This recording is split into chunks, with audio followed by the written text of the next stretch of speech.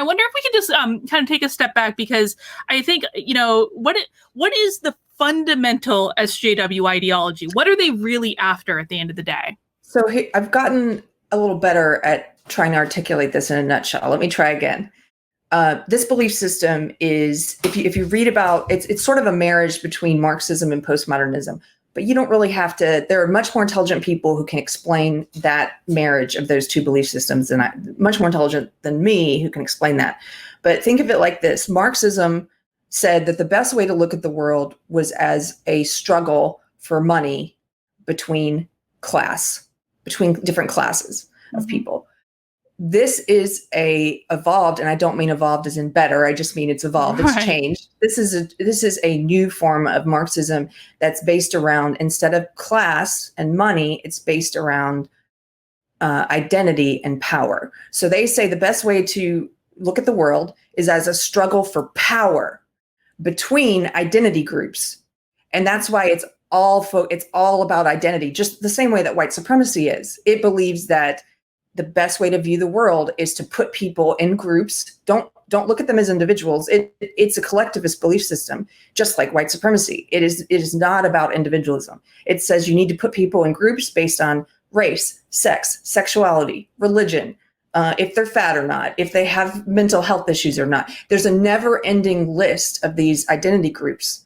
And so then when they've got people in these groups, and then they say all these groups are struggling for power. And instead of looking at you, Carlin, as an individual and saying, well, she's built a career, she's got power in these ways, and maybe, she faces struggles in these ways. They don't look at you that way. They simply check off what boxes you're in. White. Done. Right. White, woman, oppressed, but white makes you the oppressor. Mm-hmm. So you're kind of a 1-1 there. Yeah. It's not just racist towards white people, and it's not just sexist towards men. It is racist and sexist towards everyone because it's condescending towards women. It's condescending towards anyone who's not white. It says that you don't have any individual agency, that you need to be treated like a child, that you need to be given free things that no one else gets because you don't have any personal agency in life and you can't do anything on your own as an individual. It reduces you to group status. Yeah. It's evil. Well, and it makes you a fundamental victim in the world. And this victim mentality is something that I was fighting for a really long time in organizations. Like I wrote a whole book about like self-empowering yourself at work so you aren't a victim of your experience. And then I don't know what happened where people felt like being a victim was a good thing. Yeah. Well, in this ideology, so they have all these identity groups. And it's a really simplistic way it's simplistic, but then they also contradict themselves all the time. It is inherently built on contradictions. But they say, so in these groups, let's take race. They have white, they categorize everything as oppressor or privileged, and they use those words interchangeably. Mm-hmm. Or oppressed and marginalized, and they use those words interchangeably. So they have white is the oppressor and the privileged. Anyone not white is marginalized and oppressed. Then they say with sex, right? Men are the oppressor and the privileged. Women are oppressed and marginalized. And what happens is within the belief system, they have all these different ever-changing rules and tenets of belief. One of those tenets of belief is that because they're looking at the world as a struggle for power between identity groups, they say, okay, let's say we're talking to Carter, my co-host, mm-hmm. who's a straight white man. They say Carter has the most power here in this group. He is he's in the straight group, he's in the white group, and he's in the male group.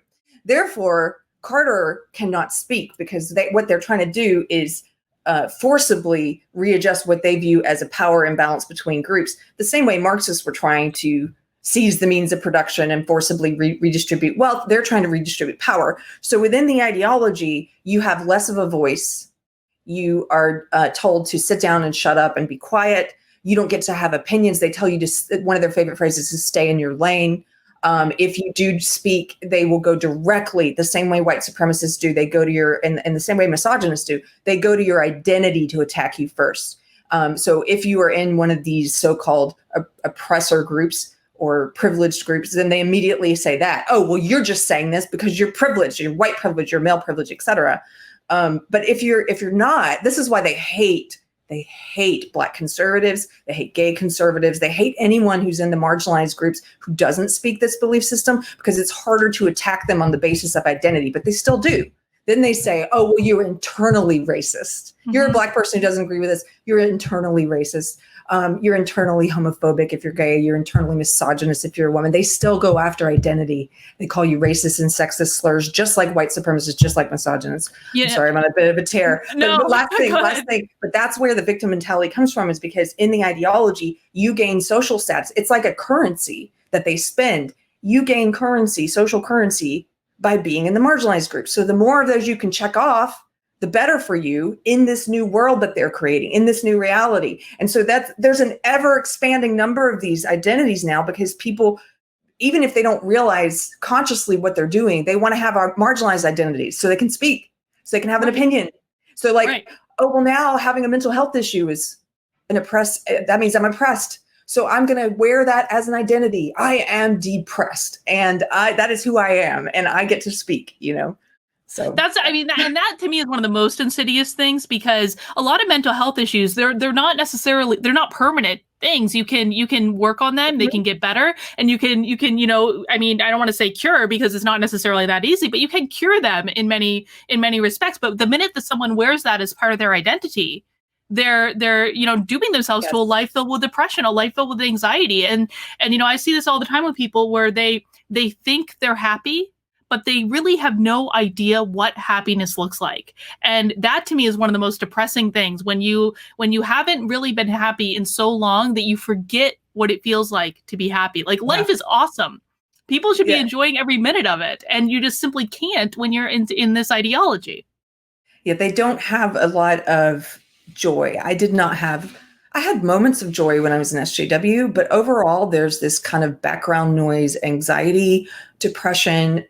Like you said, one of the very sad things about them now incorporating mental health issues into this belief system is that they encourage people to adopt any issues they have as their identity. Same thing with being fat. They say that's your identity. They don't encourage you to be healthier. They say, you're oppressed, so you should, and you should fight on behalf of, like, fat activism is a thing. Fat studies is now a thing. They teach this in colleges now. And so people stay in these they encourage you to stay in any unhealthy behaviors, because those are your badge of oppression. And you're right. It's like, I think a lot of the fear and the anxiety that comes from this cult is because a lot of times people are not speaking, they're not speaking truth. They're not speaking real things. They're speaking lies. They're saying racism, it's impossible to be racist towards a specific race. That is a lie. They're everything, all of their tenets of belief are lies. And if you're speaking lies all the time, and if you're speaking opinions that are not your own, they regurgitate. They just say the same talking points over and over, like little robots, like little zombies. You can't feel comfortable and at peace when you are repeating things that you internally are not at peace with, because they're not your beliefs.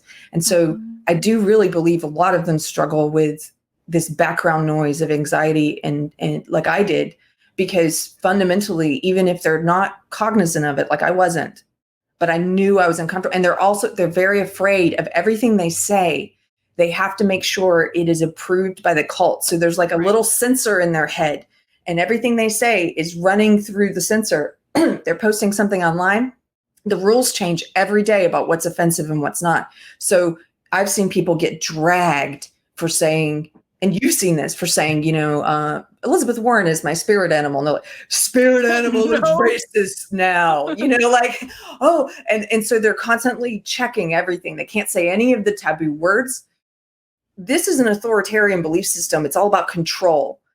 How do you control people? You control the language. You control what they're allowed to say and think. You make them censor themselves. It is really built on self-censorship.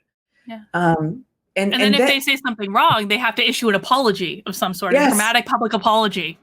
They demand. It's like a mob. They show up in some cases, they've started showing up at people's houses, but they show up, let's say your digital house. They show up at where you live online. Let's say you have a shop or a small business, or they come to your social media presence as a mob with their little virtual pitchforks, and they demand that you take a knee, that you bow, that you kneel, that you submit to this belief system, and you speak their words, and you speak a demanded apology. Where have we seen that in history? Oh, I think I'm going to say Nazi Germany. Nazi Germany. We've seen it in Soviet Union. We've seen it in Maoist China. It is a display that they've forced people to do. Look at all the people now, all of the cultural elite who are performing these. It's very religious in nature. This religious act of kneeling. Mm-hmm. This is psychologically having a big impact on our culture. Well, even you see some of these rallies where, some of the Black Lives Matter stuff, where people are literally sitting in a circle with their hands in the air, chanting the same thing, washing like white people bending down to wash the feet of Black people, or like I saw one where they were literally kissing their boots. Yes. I was like, I know none of my Black friends would ask me to kiss their boots.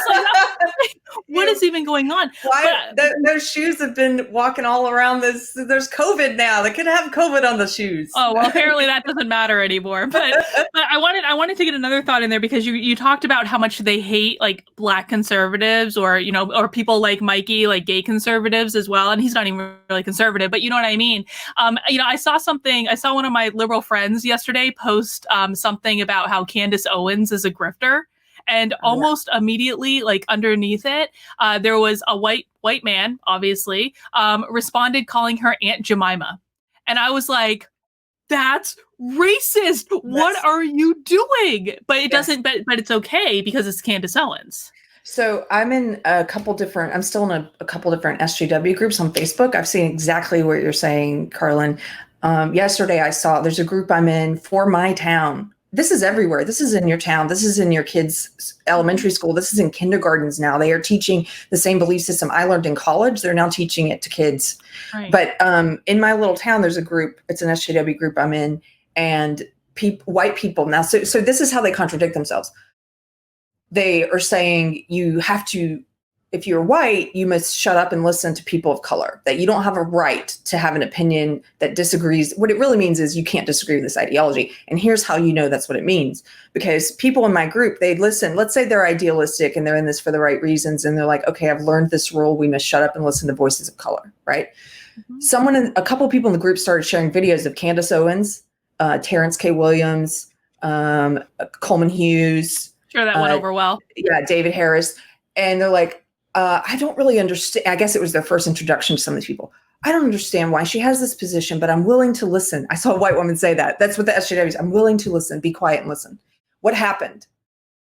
The ones who set if you think of this as a religion, the ones who create the tenets of belief, the ones who are like the high priest and priestess of the movement. And maybe there's a high priest in your community or a high priest in whatever group you're in.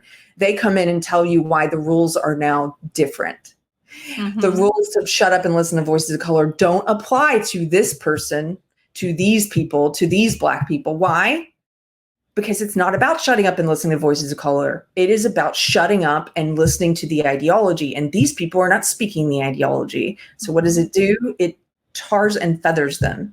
Yeah. Digitally. They call them racist names, Uncle Tom, Aunt Jemima. They denigrate them. They go right to the heart of identity again, but it's harder to do that because they're Black, but they do it. And then what do you see from the white SJWs who are there listening? Okay, thank you for explaining. They follow along with these mental gymnastics. It's insane. I've been watching I've been rewatching Benjamin Boyce's series about Evergreen State College. Wow. And if you guys haven't watched that full series, he's got a video of like 20 different videos because he was a student at Evergreen when all of the chaos was happening. And there was, there was this one moment where they had this big meeting of all the student body in the library, and only people of color were allowed to speak, except for Brett Weinstein's students who were students of color, because they weren't saying the right thing. They were defending him. And so they were silenced immediately. They were silenced. It's not about what they say it's about. And you can see that they contradict themselves all the time. But then if you use reason, or if you use argumentation or logic, and you point out the flaws in this belief system. It's Marxism married with postmodernism. The postmodernist influence in this belief system basically says that there's no objective truth. Everything is relative. That's how they can change the rule. The rules don't have to make sense. They attack the very foundations of the things the tools that we use to have discourse, to come to agreement, to avoid war, to avoid violence. They attack those things. They say logic and reason and free speech, and that these things are tools of white supremacy, that these things are tools of the sexist patriarchy. They make those things off limits. Isn't that amazing? Like, it's just incredible.